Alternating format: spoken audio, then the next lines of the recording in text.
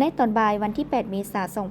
2025 นี้บริษัทวังตัดไมนิ่งกรุ๊ปจำกัด ได้เข้าอวยพรและมอบเงินจำนวน200 ล้านกีบให้กระทรวงป้องกันความสงบเนื่องในโอกาสวันสร้างตั้งกำลังป้องกันความสงบครบรอบ 64 ปี วันที่ 5 เมษายน 1961 5 เมษายน 2025ต่างหน้ามอบโดยทานปริญญาเอกนางศิริวัลย์ ปัทมวงศ์รองประธานบริษัทวังตัดไมนิ่งกรุ๊ปจำกัด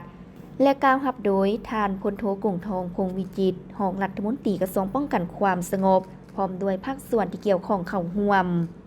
โอกาสนี้ทานปริญญาเอกนางศิริวัลย์ ปัทมวงศ์ได้กล่าวแสดงความย่องยอสมเชยต่อผลงานของกำลังป้องกันความสงบตลอดระยะ 64 ปีผ่านมา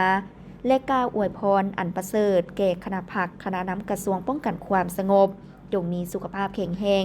สืบต่อซี่นำกำลังป้องกันความสงบให้มีความเติบใหญ่และเข้มแข็งขึ้นไปเรื่อยๆพร้อมเดียวกันนี้ท่านพลโทกงทองพงษ์วิจิตรก็ได้แสดงความขอบใจต่อบริษัทวังตัดไมนิ่งกรุ๊ปจำกัดที่เวลาใดก็เห็นได้ความหมายความสำคัญของเวียกงานป้องกันความสงบและได้ให้การสุขโยอุปถัมภ์ตลอดมาพร้อมทั้งอวยพรให้ทานรองประธานบริษัทพร้อมด้วยคณะจงมีสุขภาพแข็งแรง